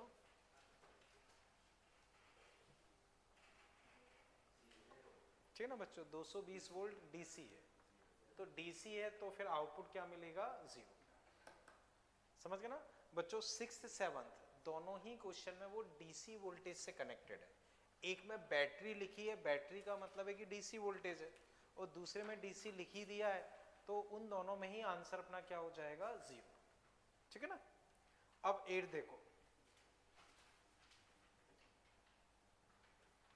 तो बच्चों 10⁻1 का मतलब ये नहीं कि आप सोचो प्राइमरी सेकेंडरी का रेशो 10⁻1, वो 10⁻1 का मतलब यही होता है कि सेकेंडरी बाई ट्रांसफॉर्मर रेशो अगर दिया है तो सेकेंडरी बाई प्राइमरी ही हम 10⁻1 मानते हैं, ये चीज समझे ना। The current in primary circuit if secondary required 100, सही है 1000। देखो बच्चों कोई भी क्वेश्चन हो, आप इस तरह से डायग्राम बना लो एक रफली। आपको क्या दिया है, ट्रांसफॉर्मर रेशो 10 और ये 1, ये तो टेंस हो गए, ये नंबर ऑफ टर्न्स हो गए NP NS। फिर तुम्हें क्या दिया है, तुम्हें बच्चों दिया है द करेंट इन प्राइमरी, इसमें 100 है तो इसका करंट पूछा है। तो बच्चों पावर सेम रहती है, अगर कुछ भी नहीं दिया है तो हम आइडियल ट्रांसफार्मर मान के चलते हैं। तो या बच्चों रेशो फिर सीधा ही ले लेते हैं। देखो IP बाई IS होता है उल्टा, तो NS बाई NP। अब सेकेंडरी में हमें कितना चाहिए 100, तो IP कितना हो जाएगा 1000। या बच्चों ऐसे सोच सकते हो आइडियल के केस में क्या होता है, वो वोल्टेज को बढ़ाता है तो करंट को कम करता है। तो यहाँ करंट कम होके 100 है तो यहाँ 10 गुना ज्यादा करंट होना चाहिए 1000। बच्चों इसे समझ पाए ना, किसी को दिक्कत? नेक्स्ट देखो बच्चों, the transformer ratio of a transformer is 5 if primary voltage of transformer ये है, तो सेकेंडरी बच्चों बताना।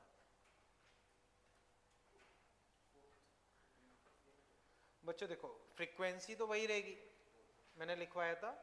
अब ट्रांसफार्मर रेशो 5 का मतलब है कि वोल्टेज को 5 गुना कर देगा, वोल्टेज को 5 गुना कर देगा। क्लियर है अंश? ठीक है ना? तो 400 है, 400 इंटू 5 करोगे कितना हो जाएगा 2000, तो आंसर 4th। ठीक है, नेक्स्ट बच्चों देखो, a step down transformer connected to an AC main supply 220 volt. बोलो बच्चों 9 तक तो कोई दिक्कत नहीं ना? ठीक।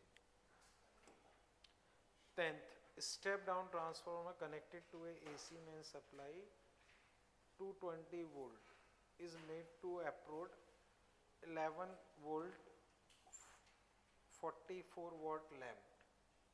तो बच्चों यहाँ 11 वोल्ट 44 वॉट के लैंप लगाएं। इग्नोरिंग पावर लॉस यहाँ 220 लगाया है। What is current in primary, ये वाला करंट पूछा है। ठीक है ना, ये वाला करंट बच्चों पूछा है। देखो आउटपुट में 11 वोल्ट 44 वॉट के बल्ब लगाएं, तो ये वाला करंट बच्चों तुमसे पूछा है।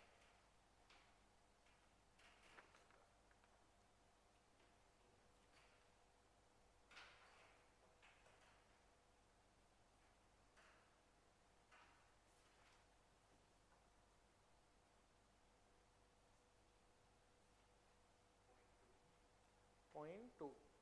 ठीक है, क्या किया बोलो? सही है, सही है। देखो ये 11 वोल्ट है और 44, तो P equal to VI 44 equal to 11I, तो I कितना आ गया 4। तो बच्चों इसमें करंट कितना होना चाहिए 4 एम्पियर।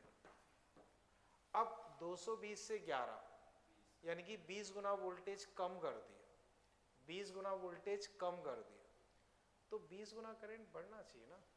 एक सेकेंड, वोल्टेज अगर 20 गुना कम किया है तो अच्छा हाँ यहाँ 20 गुना वोल्टेज, एक सेकेंड फिर सोचते हैं ना, ये तो सही है ना, इसमें तो कोई दिक्कत नहीं।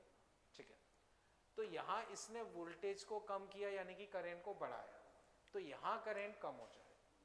बच्चों देखो यहाँ 20 रेशो है, तो वोल्टेज इसने 20 गुना कम किया, तो यहाँ उसने करंट को 20 गुना बढ़ाया, तो यहाँ करंट को 20 गुना बढ़ाया है, तो यहाँ करंट क्या होगा 20 गुना कम हो जाए।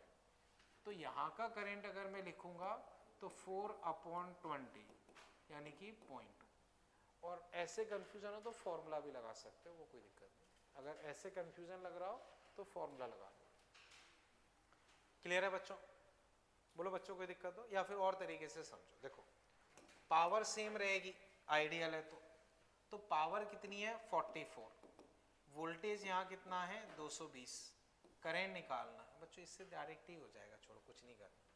पावर बच्चों सेम रहेगी, तो पावर 44 है, 220 वोल्टेज है, तो आई यहाँ से कितना आ गया 44/220, तो सीधा ही अपना 0.2 आ जाएगा। इतना सब करने की भी जरूरत नहीं।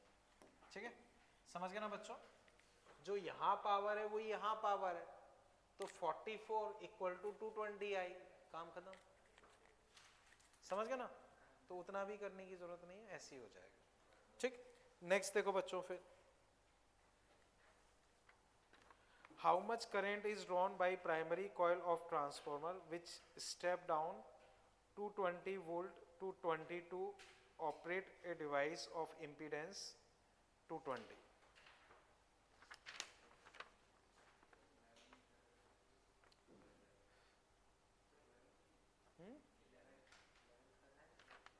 इलेवेंथ में भूल गया बताना। अच्छा ठीक है, एक काम करो बच्चों, 11th पहले कर लो, वो इफिशियंसी वाला है वो कर लो। 11th कर लो। A transformer having efficiency 90% is working on 200। ठीक, देखते हैं ये वाला तो क्लियर है ना? ठीक,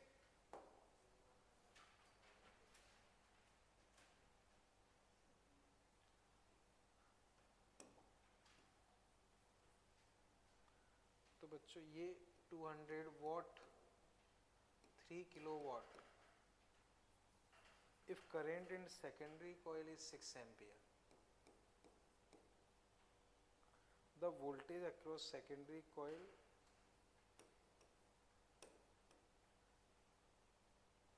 and the current in primary coil। तो बच्चों ये दो चीजें निकालनी है, और इफिशियंसी कितनी है? 90%।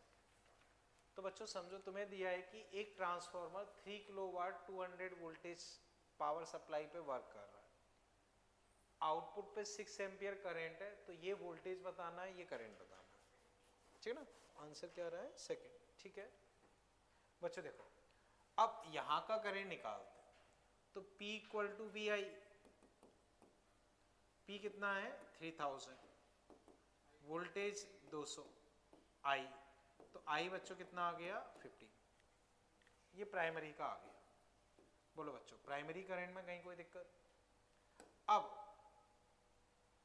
इसका वोल्टेज निकालते हैं, तो बच्चों 90% इफिशियंसी है, तो P out equal to 0.9% of P in,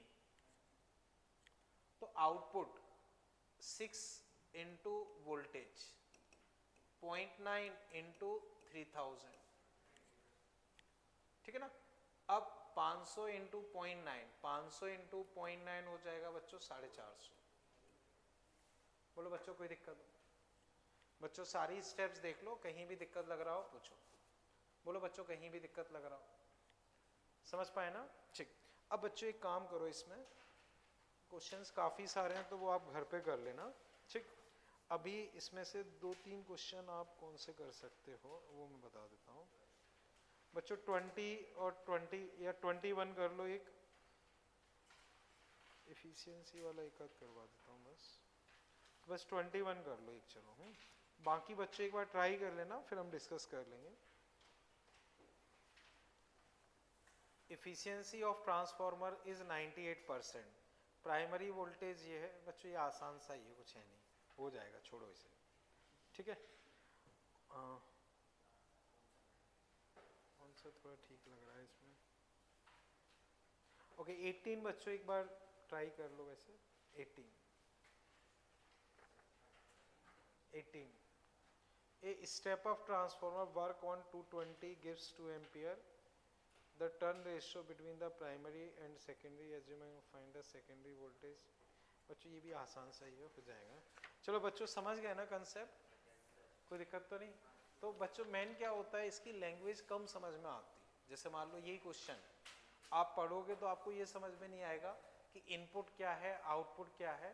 तो बेटर ये होता है, जैसे आपने देखा होगा मैं ऐसे रफली 2 कॉइल बना लूँ, उसमें फिर लिखता चलता हूँ, तो उससे चीज़ें दिखने लगती है कि भाई ये दिया है ये दिया है, तो जनरली उसी में कंफ्यूजन होता है।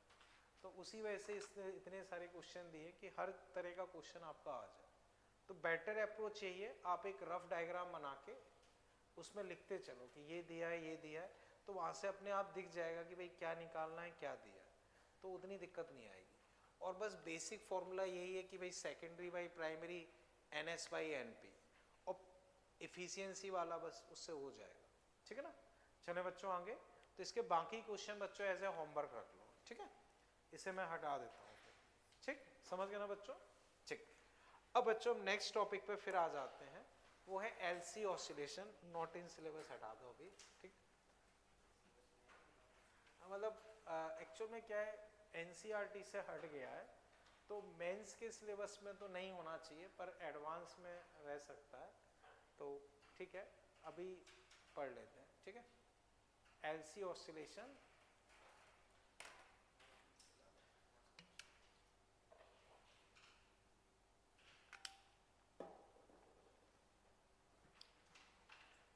ठीक है।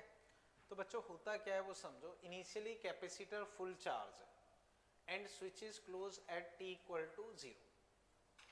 तो शुरू में कैपेसिटर फुल चार्ज है और t इक्वल टू 0 पे वो फुल चार्ज है और हमने t इक्वल टू 0 पे ही स्विच बंद कर दिया। तो ये C, ये plus Q not minus Q not, ये सिचुएशन, ठीक है। तो पहले ये एनसीईआरटी में रहता था, मेंस के सिलेबस में भी था, पर अब मेंस के सिलेबस में तो नहीं है, बट एडवांस में इस पे क्वेश्चंस रहते हैं, तो देख लेते हैं थोड़ा सा। और मेंस में भी ये कि वैसे सिलेबस में हो या ना हो उतना फर्क नहीं पड़ता है, उसमें तो खैर कुछ भी आ ही जाता है।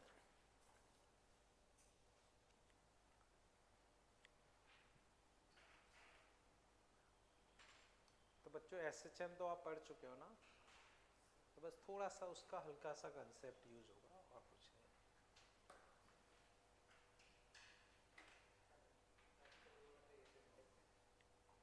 बोलो कुछ कह रहे हो विघ्नेश?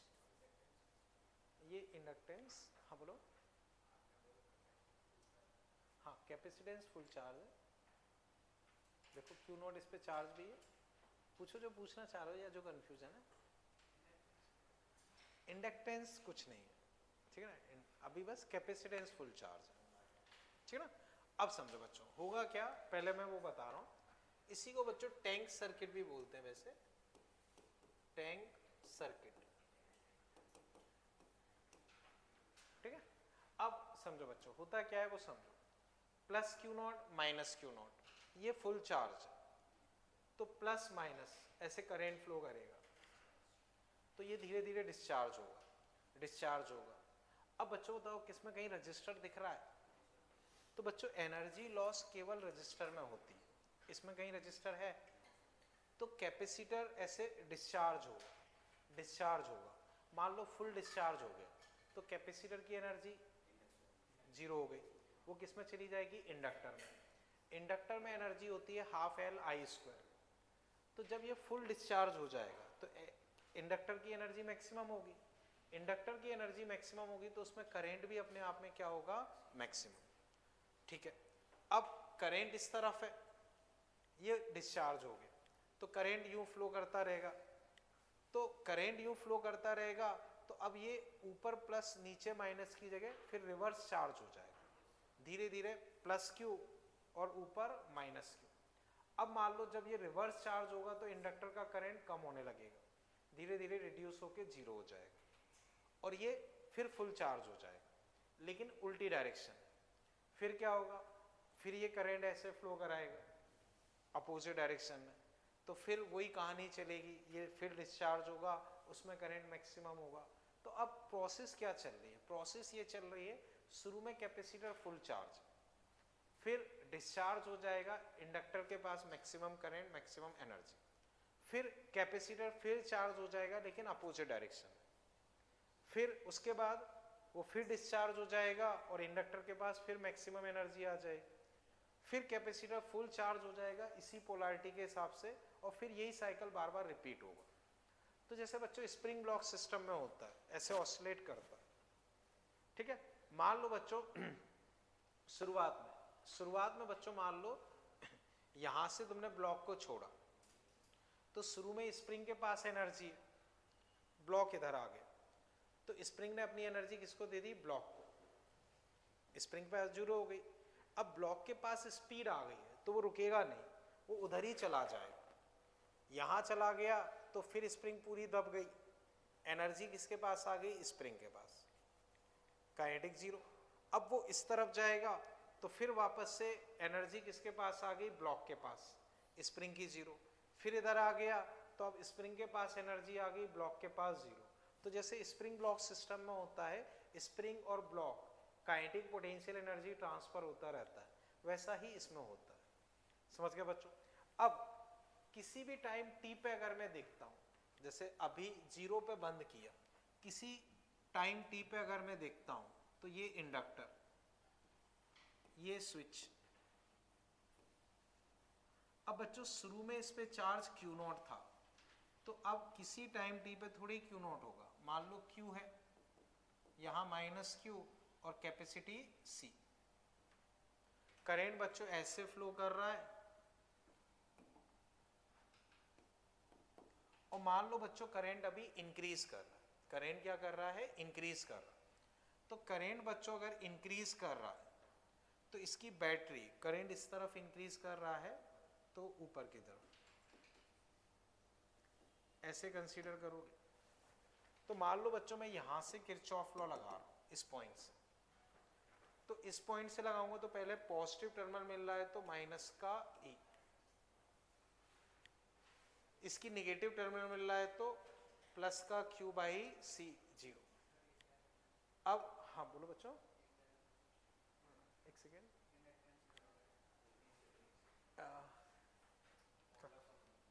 Mod of E।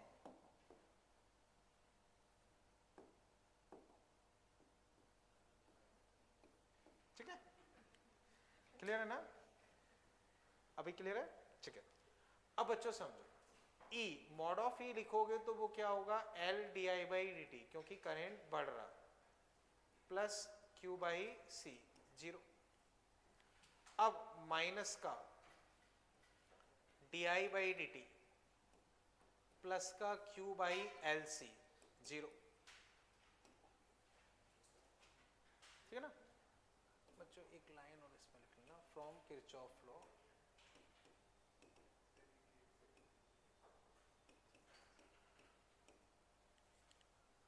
ठीक है। अब बच्चों फिर समझो, I करेंट बच्चों अपना क्या होता है? D Q by D T. Current क्या होगा? D Q by D T. लेकिन इसका चार्ज डिक्रीज हो रहा है, चार्ज डिक्रीज हो रहा है तो करेंट को बच्चों हम लिखेंगे minus of D Q by D T, क्योंकि चार्ज कैपेसिटर का डिक्रीज हो रहा है। माइनस माइनस प्लस हो गए तो D square Q by D T square, Q by L C zero. अब D square Q by D T square, तो बच्चों एस एच एम याद करो, डी स्क्वायर एक्स, मान लो इसको मैंने फर्स्ट दे दिया, ठीक है ना, from S H M d square x by D T square plus omega square x zero. याद आया बच्चों?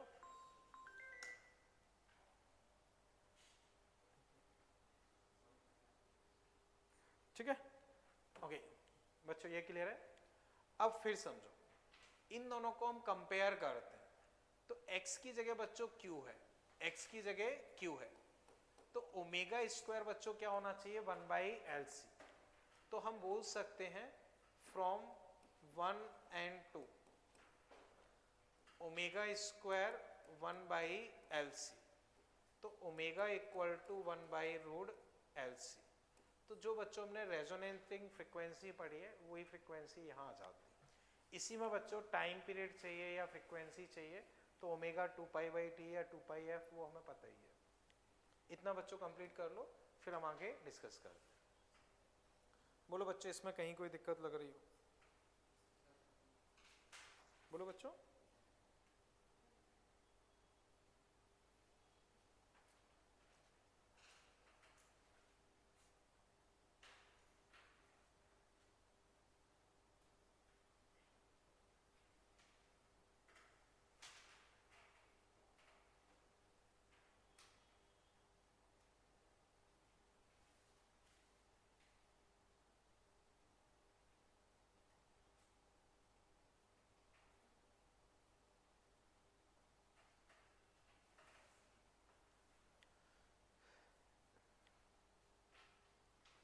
तो बच्चों इसमें जो एनर्जी ट्रांसफर हो रहा है या जो इसमें ऑसिलेशन टाइप हो रहे हैं उसका टाइम पीरियड, फ्रिक्वेंसी या एंगुलर फ्रिक्वेंसी पूछता है वो ये हो जाए।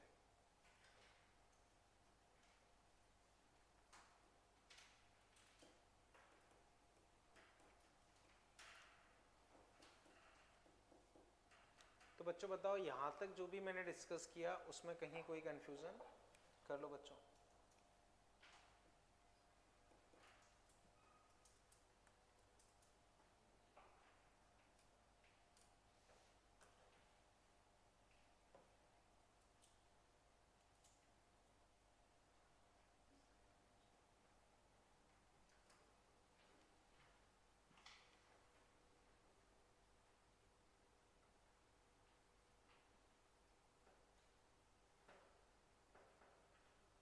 ठीक है बच्चों, कर लिया ना? कर लो।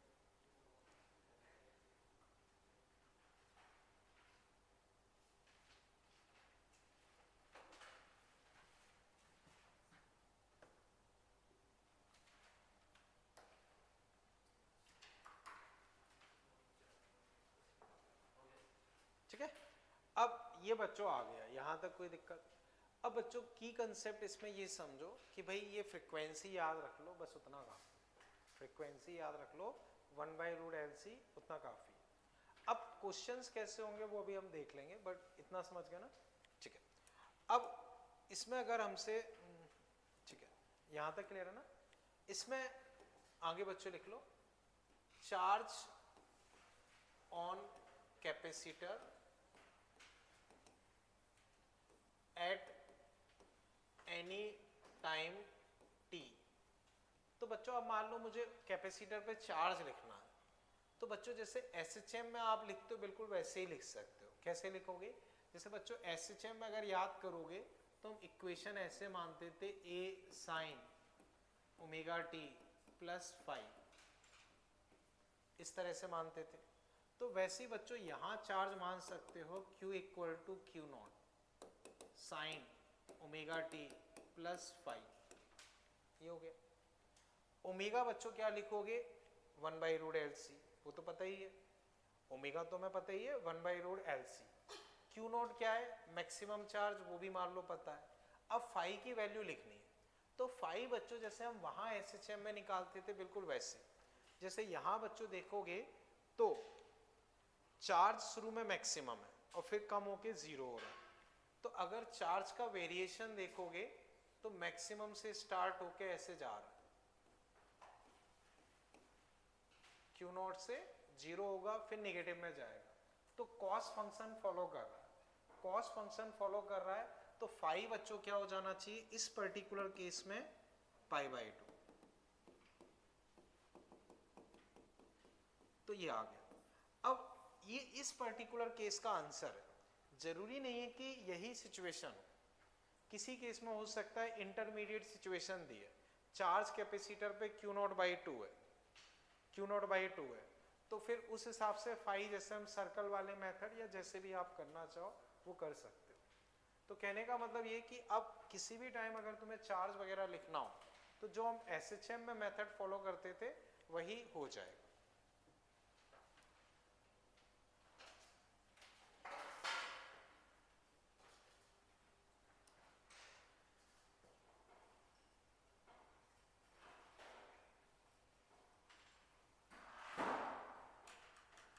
ठीक है ना बच्चों? कर लो फटाफट।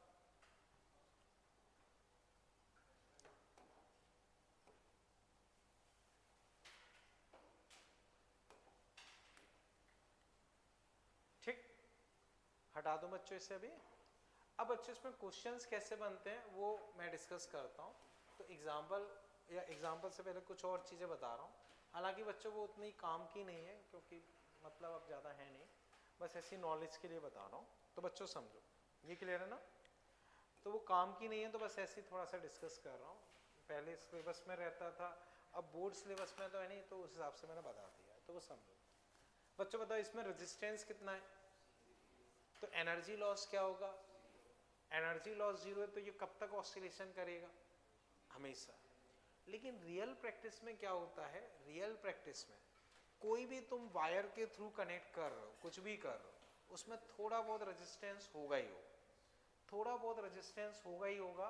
तो रियल प्रैक्टिस में ये ऑसिलेशन ज़्यादा लंबे नहीं चलते, वो थोड़े टाइम में अपनी एनर्जी लॉस करके बंद हो जाते हैं। जैसे झूला है, आप धक्का दोगे छोड़ोगे, थोड़े टाइम में वो रुक जाता है, वैसी कहानी इसकी है, ठीक है। एक बार मान लो हमने आइडियल सिचुएशन मान ली कि भाई वायर बिल्कुल ऐसे हैं जिनका कोई रेजिस्टेंस नहीं है, तो बताओ ये कब तक चलेगा? हमेशा। लेकिन उस केस में भी नहीं चलता है, रीजन क्योंकि यहाँ चार्ज ऑसिलेट कर रहा है, चार्ज ऑसिलेट कर रहा है। तो हम लोग पढ़ चुके हैं कि ऑसिलेटिंग चार्ज क्या करता है, ईएम वेव प्रोड्यूस करता है। अच्छा, अब वो पढ़ा नहीं है, अगले चैप्टर में पढ़ेंगे, ठीक है।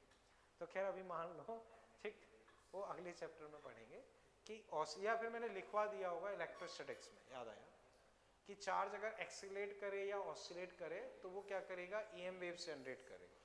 तो मान लो इसका कोई रेजिस्टेंस नहीं है, लेकिन चार्ज ऑसिलेट कर रहा है, तो वो ऑसिलेटिंग चार्ज क्या करता है, ईएम वेव्स प्रोड्यूस करता है। तो वो ईएम वेव्स एमिट करके एनर्जी अपनी धीरे धीरे लॉस करके क्या कर देगा, जीरो हो जाएगा। इतना समझ के बच्चों? तो अब वापस समझो, अगर ये रेजिस्टेंस जीरो होगा तो भी ये ईएम वेव्स एमिट करके अपनी एनर्जी जीरो कर लेगा। अब इसका यूज भी इसी काम में होता है, ईएम वेव्स को जनरेट करने में। तो बहुत पहले हर्ट्ज एक्सपेरिमेंट वगैरह रहता था, तो उसमें ये टैंक सर्किट वगैरह ये सब चीज़ें पढ़ाई जाती थी, अब सिलेबस में नहीं है, तो बस ऐसे ही थोड़ा बहुत बता दिया है। जैसे आपको कोई पर्टिकुलर ईएम वेव्स जनरेट करनी है, आपने डिसाइड किया मुझे 1000 फ्रिक्वेंसी की ईएम वेव जनरेट करनी है, तो आप एल और सी इस तरह से डिज़ाइन कर लोगे कि फ्रिक्वेंसी 1000 हो जाए। तो उससे तुम क्या करोगे, 1000 फ्रिक्वेंसी की ईएम वेव्स जनरेट कर लोगे। तुम्हें 5000 फ्रिक्वेंसी की चाहिए, तो एल और सी इस तरह से रख लो कि 5000 हो जाए, तो वो हो जाएगा। क्लियर है? ठीक है ना? अभी तक बच्चों इसमें कोई दिक्कत? ठीक। तो बच्चों वो सबसे लास्ट चैप्टर होता है सेमीकंडक्टर, उसमें भी इसे पहले यूज किया जाता था, तब ऑसिलेटर वगैरह सिलेबस में होते थे, तब इस चीज को और डिटेल में पढ़ते थे, पर अब उतने ज्यादा काम का नहीं। ठीक है ना? ओके।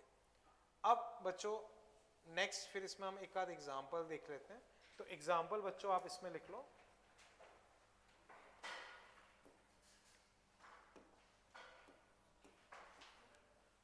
ठीक है ना? एग्जाम्पल बच्चों आप लिखो। ठीक है ना? एग्जाम्पल ऐसे लिख लो, find charge on capacitor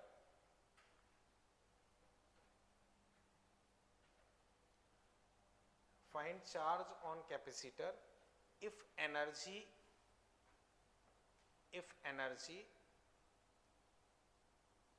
equally store in electric and magnetic field. Find charge on capacitor if energy equally store in electric and magnetic field. Maximum charge is Q naught. Maximum charge is Q naught. सोचो बच्चों, जैसे LC circuit के regarding ही हम discuss कर रहे हैं, तो electric और मैग्नेटिक फील्ड में इक्वल एनर्जी स्टोर है, तो कैपेसिटर पे चार्ज क्या होना चाहिए?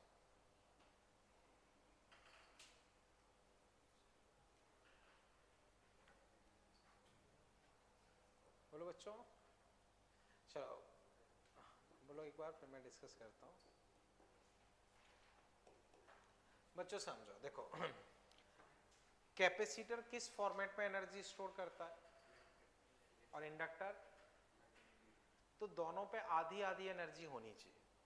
तो कैपेसिटर पे 100 है, तो उस पर कितनी हो जानी चाहिए? 50, तो 50 उस पर पहुंच जाएगी। तो कैपेसिटर पे एनर्जी सिंपली क्या हो जानी चाहिए? आधी। अब U क्या होता है? Q²/2C। अगर मैं चाहता हूं कि दोनों में आधी आधी एनर्जी हो जाए, तो कैपेसिटर पे कितनी एनर्जी होनी चाहिए? आधी। आधी एनर्जी होनी चाहिए, तो उस पर चार्ज हम सीधा सा लिख सकते हैं Q0/√2। अगर √2 टाइम्स चार्ज होगा तो उसका स्क्वायर आधा हो जाएगा, दोनों में बराबर बराबर एनर्जी हो जाएगी। ठीक है? ओके। अब नेक्स्ट देखो बच्चों, जैसे मान लो ये सिचुएशन है,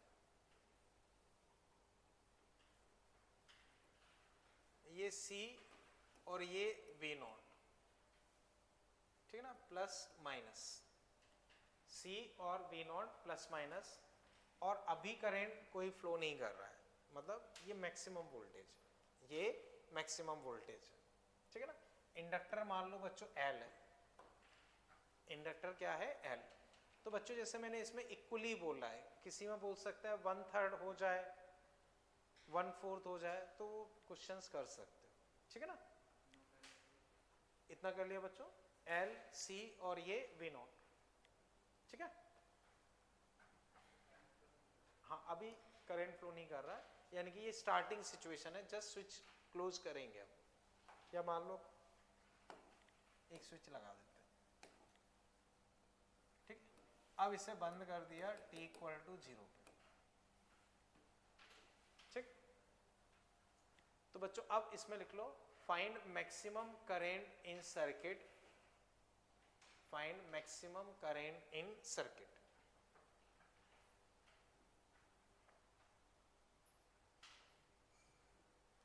find maximum current in circuit.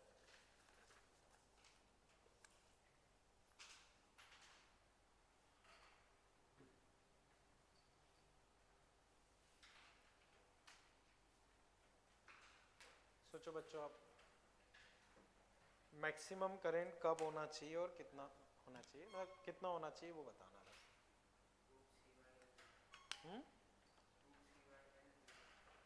हाँ पता नहीं, पर किया क्या है ये बताओ। सही है बच्चों, देखो जब कैपेसिटर अपनी सारी की सारी एनर्जी इसको दे दे, कैपेसिटर अपनी सारी की सारी एनर्जी इसको दे दे, तो इंडक्टर की एनर्जी होती है ½ Li², हाफ फिक्स है, L फिक्स है।